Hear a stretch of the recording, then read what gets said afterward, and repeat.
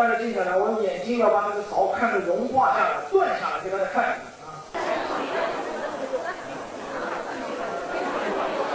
这是1993年我国气功大师季连元展示特异功能的真实影像。你相信他是真的有特异功能吗？实际上，20世纪80、90年代，国内出现了很多有特异功能的大师，而这阵特异功能热的源头，要从一个12岁的小男孩说起。他用耳朵认字的神功，甚至还得到了钱学森钱老的回应。这是怎么回事呢？难道特异功能真的存在吗？新来的小伙伴不妨点个关注，了解更多人间奇闻。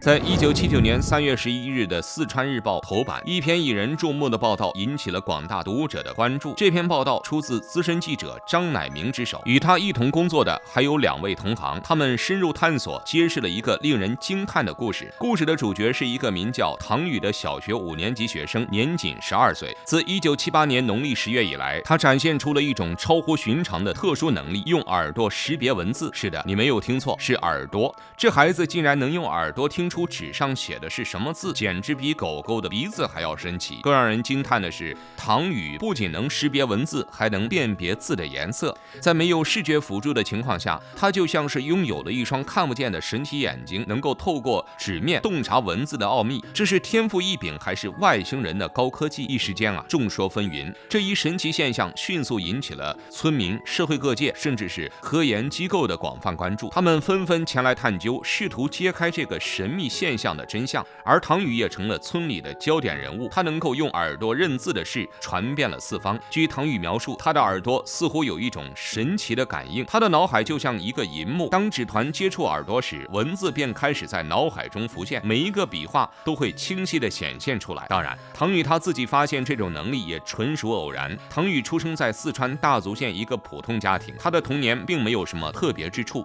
据说在1978年农历10月的一天，唐宇正在村子里逛悠，忽然他跟一个迎面走来的村民碰了头，唐宇便随口问道：“你口袋里是不是装着飞剑牌香烟啊？”当时那个村民听了，整个人都惊呆了。为啥？因为他口袋里确实有飞燕牌香烟啊。可问题是，他俩只是匆匆擦了个肩，那唐宇怎么可能知道他口袋里是什么呢？所以这件事一传十，十传百，唐宇渐渐的就成了村里的焦点人物。村民们每逢着唐宇，便要他展示耳朵识字这种特异功能。直到四川日报报道这件事后，为了验证传闻是否属实，记者张乃明便决定亲自去拜访唐宇。张乃明和几个同事见到唐宇后，便想了一个办法，他们拿出了3种不同的笔，钢笔、毛笔和铅笔，分别写下了几个词语。接着，他们将这些纸条撕成碎片，揉成纸团或者折了好几次，然后交给唐宇，让他尝试辨认。令记者们惊讶的是，唐宇不仅准确地说出了每个纸团里分别是什么字，还清楚地指出了每个字是用哪种笔写的。唐宇的表现让大家不得不相信他确实拥有这种神奇的能力。于是四川日报的记者们决定将唐宇的事迹报道出去，让更多的人了解这个有着特异功能的小男孩。可也正是这篇报道，让这个只有12岁、原本无忧无虑的小男孩陷入了愁云当中。你相信特异功能的存在吗？1972年，四川日报上报道了一个12岁的四川男孩竟然能用耳朵识字，此事在当时引起了轩然大波，甚至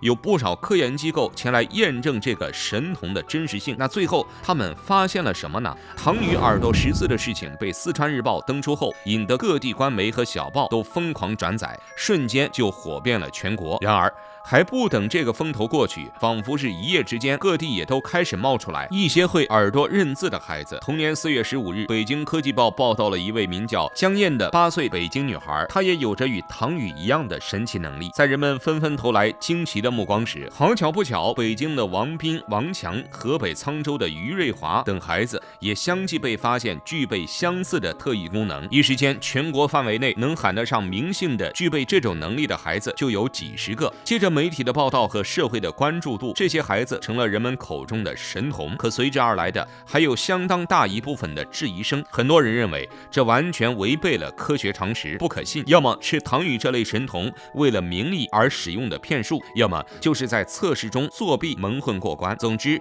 随着质疑不断涌现，唐宇的名声一落千丈。而在之后的测试表演中，他屡屡认字失败，似乎更加坐实了他是在造假。那段时间，哪怕是他走在村村里，同村的人都免不了对他指指点点。唐宇本来就是一个小小少年郎，哪曾见识过这样的风波？但是这些质疑声也并非完全是无中生有，在当时的特异功能热潮之下，确实存在着许多所谓的特异功能人士，他们自称拥有超自然能力，能够进行各种神奇的表演，其中气功的影响最为广泛。许多自称气功大师的人，实际上只是江湖骗子，他们可能会宣称自己能够用气功治病、预测未来，或者拥有超长的感应能力等等，通过伪造所谓的特异功能来骗取钱财和名声。这种翻车大师出现的多了，人们自然会对特异功能戴上有色眼镜。当然，这也并不是说对特异功能持100%反对的意见。对于这种超乎常识的事情，科学态度一般是保持开放但严谨的态度。就比如我们熟悉的钱学森钱老，他是我国著名的物理学家和航天科学家，同时也是中国科学界的代表人物之一。在晚年的时光里，钱学森也开始探索一些神秘而深奥的领域，因为他发现有些现象无法用现有的科学理论解释清楚，因此他也开始转向了研究气功